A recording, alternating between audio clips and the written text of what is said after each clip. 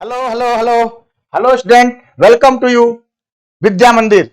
आप सभी लोगों का विद्या मंदिर पर स्वागत है। जैसा कि अगर बात किया जाए तो आज हमारे देश में सबसे बड़ा त्योहार छठ पूजा मनाया जा रहा है। आप सभी लोगों को, समस्त बिहार वासियों, उत्तर प्रदेश वासियों और सभी राज्यवासियों और सभी देशवासियों को सबसे पहले छठ की ढेर सारी शुभकामनाएं। और साथ ही साथ हम कैमूर के वासी आप सभी कैमूर वासियों को छठ पूजा की ढेर सारी शुभकामनाएं। और हम लोग आज सबसे बड़ा त्योहार मना रहे हैं। ठीक है, छठ पूजा एक पर्व ही नहीं, महापर्व है। इसे देश के हर राज्य में मनाया जा रहा है। आज ये बिहार और उत्तर प्रदेश की सबसे बड़ी त्योहार है, जिसको अगर हम बात करें तो आज से नहीं, कई साल पहले विगत वर्षों से, इतिहासों से ये पर्व को मनाया जा रहा है। छठी मैया मतलब कि हम लोग की क्या करती है, सभी मनोकामना को पूरा करती है। यह एक पर्व आप सुख समृद्धि और साथ ही साथ मनोवांछित त्योहार है। मनोवांछित आपकी जो भी मनोकामना, इस पर्व को मनाने से आपकी मनोकामना, सारी मनोकामना पूर्ण होती है। अगर हम बात करें तो छठ पूजा क्यों मनाया जाता है, ठीक है, तो ये छठ पूजा क्यों मनाया जाता है, तो इसका उद्देश्य हमारा है सुखद समृद्धि और मनोकामना पूर्ण के लिए मनाया जाता है।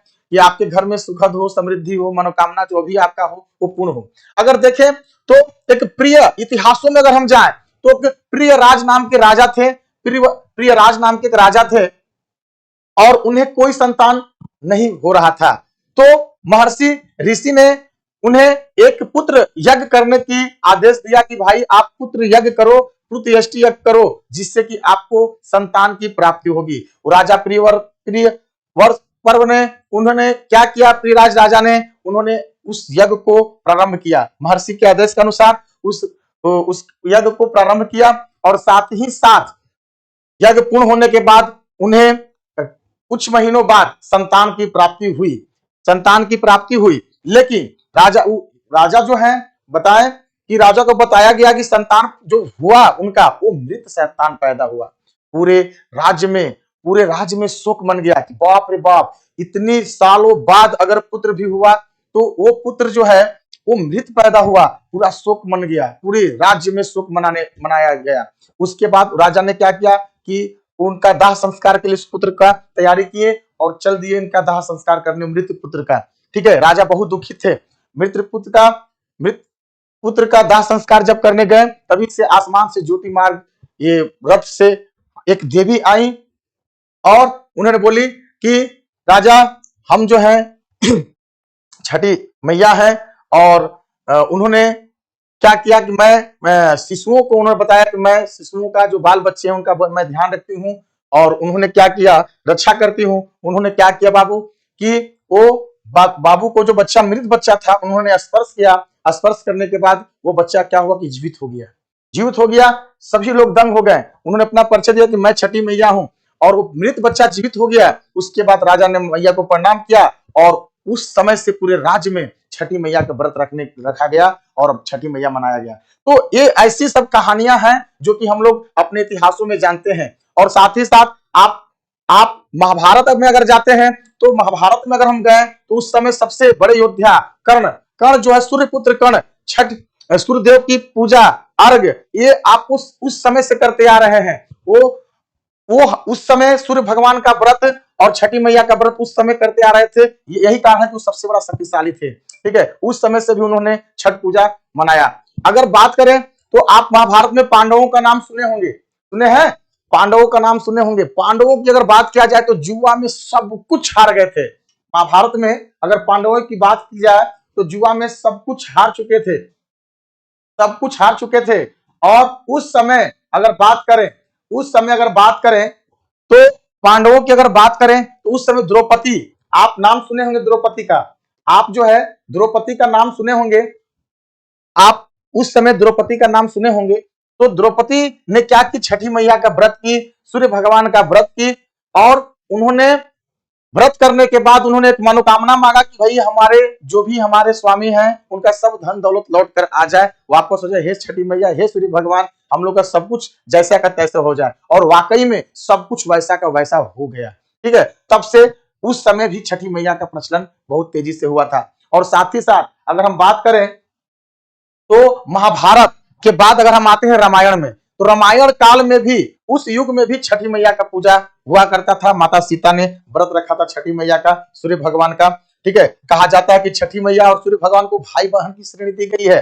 ठीक है, अगर बात करें तो सीता माता क्यों भाई छठ पूजा की, उन्होंने उनको कौन बताया, तो वो जब 14 साल बाद अपना वनवास से जब अयोध्या वापस लौटी, ठीक है, तो आप उस समय रावण वध करके राम जी लौटे थे, तो ऋषियों ने बोला कि भाई आप जो है रावण वध करके आए, कई प्रकार के वध करके आए हैं, तो आप लोग पर एक पाप का कलंक लगा हुआ है, तो उस पाप को मुक्त करने के लिए आप एक व्रत रखिए। तो छठी मैया का व्रत, सूर्य भगवान का व्रत, उस समय छठी मैया जो है का व्रत सीता माता ने मुग्दल ऋषि के आश्रम में रहकर उन्होंने 7 दिन तक मतलब वो उपासना करके और 7 दिन तक उन्होंने अर्घ दिया और उसके बाद इसको अर्घ देकर इस पूजा पाठ को समाप्त किया।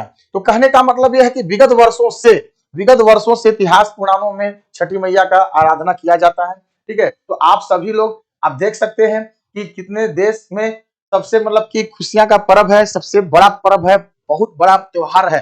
ठीक है, तो मैं इस विद्या मंदिर प्लेटफॉर्म के माध्यम से आपको बताना चाहता हूं, इस विद्या मंदिर प्लेटफॉर्म से आपको बताना चाहता हूं कि ये बहुत ही बड़ा त्योहार है, खुशियों का त्योहार है। ठीक है, इसको आप अच्छे से सेलिब्रेट करें। और सबसे बड़ी चीज है कि इस त्योहार में सबसे ज्यादा साफ सफाई मतलब कि लेकर चला जाता है। साफ सफाई, समझ रहे हैं ना, साफ सफाई, जितना हर एक चीज साफ सुथरा होता है। ठीक है, और सबसे स्वच्छ और शुद्ध मतलब कि ये हम लोग का 3 से 4 दिन का जो समय चलता है वो काफी सुखद पल रहता है। इसमें आप देखे होंगे कि एक शादी विवाह की तरह लोग जुटते हैं। ठीक है, अगर एक घर में छठ हो रहा है, माता जी कर रही है, बहन जी कर रही है, कोई भी कर रहा है, तो मतलब जैसे शादी में सब लोग जुड़ते हैं उस तरह के सब लोग हम लोग जाते हैं। मतलब ननिहाल में हो रहा है तो ननिहाल जाते हैं, बहन के पास हो रहा है तो बहन के पास जाते हैं, अपने घर हो रहा है तो सब लोग आते हैं, ससुराल में होता है तो ससुराल में जाते हैं। इस तरह करके मतलब कि ये एक तरह का एक प्लेटफॉर्म भी होता है कि शादी ब्याह की तरह सब लोग जुटते हैं। हम लोग सांझोत लेकर जाते हैं छठ पूजा में, डाल दौरा वगैरह, प्लस सुबह सांझ। और इस पर्व की अगर बात किया जाए तो आप केयर क्यों होंगे, आप एक कहावत भी है आपकी, भाई उगते हुए सूर्य को सब प्रणाम करता है, उगते हुए सूर्य को सब प्रणाम करता है, लेकिन इस छठ पूजा में डूबते हुए सूर्य को भी हम लोग प्रणाम करते हैं। तो ये सबसे बड़ी चुनौती है हम लोग के सामने कि आप सिर्फ उगते हुए सूर्य को प्रणाम ना करें, वह ही सूर्य है जो डूबता है वह पुनः उगता है। तो अगर सांझ होगा तो सुबह भी होगा। तो इससे बहुत बड़ा संकेत मिलता है हम लोगों को कि आप सिर्फ उगते हुए सूर्य को प्रणाम ना करें। आप ऐसा नहीं है कि अगर आपके जीवन साथी में कोई आपका साथी बहुत आगे बढ़ रहा है, आपका दोस्त आगे बढ़ा, आप उसके साथ में हैं, अगर वो डाउनफॉल में जाने लगा आप उसका साथ छोड़ देते हैं। ये डे टू डे लाइफ में ह्यूमन नेचर है जिसको लोग फॉलो कर रहे हैं। प्लीज माय आपसे सजेस्ट एंड रिक्वेस्ट है कि आप इस छठ पूजा के माध्यम से ही आप देख लें कि हम लोग सिर्फ उगते हुए सूर्य को प्रणाम ही नहीं, साथ ही साथ डूबते हुए सूर्य को भी हम प्रणाम करते हैं, अर्घ देते हैं और पूजा पाठ करते हैं, क्योंकि सूर्य वही है। क्योंकि इससे यही पता चलता है कि आज सूर्य डूब रहा है तो सदा के लिए नहीं डूब रहा है, पुनः सुबह हम लोग का होगा, पुनः सुबह हम लोग को 12 घंटा, 10 घंटा, 11 घंटा, 13 घंटा जिसमें पुनः हम लोग का सूर्य उदय होगा। तो इससे यह संकेत मिलता है कि आप सभी लोग छठ पूजा को अच्छे से सेलिब्रेट करें। देख सकते हैं कि डाल दौरा में कैसे पूजा है, फल है, कई प्रकार की पुष्प माला, अगरबत्ती, तालाब के पास, नदी के पास हम लोग बैठकर इस पर्व को सेलिब्रेट करते हैं। ठीक है, अगर बात किया जाए तो ये सूर्य भगवान, ठीक है, और आप देख सकते हैं सब कुछ कण कण डेली कण जो है महारथी, कण तो महानों से महान है। कण भगवान जो है डेली सूर्य की आराधना करते थे, डेली घंटों तक। ये सबसे बड़ा योद्धा, सूर्य पुत्र सबसे बड़ा योद्धा थे अपने टाइम के। ठीक है, आज भी इन्हें सबसे बड़ा योद्धा माना जाता है। यहाँ देख लीजिए हम लोग का उगते हुए सूर्य और डूबते हुए श्री कृष्ण भगवान भी सूर्य के पूजा पाठ करते थे। तो ये सारी चीजें, ये सारा चीज अगर बात किया जाए तो सारे चीज में हम लोग देख सकते हैं कि छठ पूजा किस तरह सेलिब्रेट किया जाता है। देश विदेश, गांव शहर, आप देख सकते हैं कि कितना बड़ा त्योहार हम लोग का छठ पूजा है। ठीक है, इस त्योहार में सब कुछ देख लीजिए आप सभी लोग, अगर इस त्योहार में देखा जाए तो सब कुछ सिखाया जाता है। ठीक है, कैसे छठ पूजा मनाया जाता है। तो बात करते हैं बंधु, तो ये हम लोग का छठ पूजा है। आप सभी लोग को विद्या मंदिर के तरफ से छठ पूजा की आस्था का महापर्व छठ पूजा की ढेर सारी शुभकामनाएं। और मेरा छोटे बंधुओं को, छोटे विद्यार्थियों को, जो मेरे विद्यार्थी जो है मेरे से छोटे उनको शुभ आशीर्वाद और अपने से बड़े लोगों को सदर प्रणाम, ताकि हम सभी लोग अच्छे से पर्व मनाएं और अपना आशीर्वाद जो भी वीडियो हमारे देख रहे हैं आप सभी देशवासियों, आप अपना आशीर्वाद हमारे साथ बनाए रखें और इस चैनल के माध्यम से मैं कुछ ना कुछ मैसेज आपको देते रहूंगा। इस चैनल ये विद्या मंदिर जो है, विद्या का मंदिर है, इस एक प्लेटफॉर्म है, एजुकेशन प्लेटफॉर्म है, जिसके माध्यम से हम लोग क्या करते हैं कि पढ़ाने का काम करते हैं। मैं सुशील जायसवाल जो मैथमेटिक्स के एक मतलब कि लेबोरियस एंड डेडिकेटिव और मोटिवेटिव और डेडिकेटेड टीचर, अगर देखा जाए तो एक संघर्षशील टीचर हम लोग हैं, जो कि इस छठ पूजा के माध्यम से मैं आपको बता रहा हूं। ठीक है, तो सभी लोगों को छठ पूजा की पुनः पुनः पुनः पुनः ढेर सारी शुभकामनाएं और अपना आशीर्वाद प्यार इसी तरह हमें बनाए रखें। थैंक यू सभी लोग को, best of luck, bye bye, happy Chhath Puja, सबको प्रणाम प्रणाम प्रणाम। ठीक है, thank you, bye bye bye bye bye bye, thank you, bye bye.